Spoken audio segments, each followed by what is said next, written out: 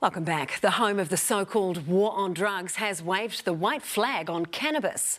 US President Joe Biden is pardoning thousands of Americans convicted of simple possession of cannabis under federal law. And as political reporter Imogen Wells explains, the move is making waves here too. It's time that we right these wrongs. Instead of a press conference, President Joe Biden took to Twitter to make this historic announcement. I'm announcing a pardon for all prior federal offences for the simple possession of marijuana. And campaigners here want our leaders to listen to him. He's legitimised political leaders around the world to say, OK, it is time to change this.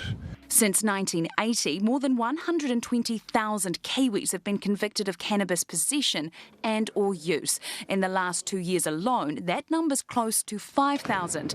DACT is one of those statistics, spending 22 of the last 23 years either on bail, in jail or on parole for a range of cannabis charges. And I'm not so concerned about the pardon. An apology would be nice. But let's get the law changed. Let's just stop locking people up.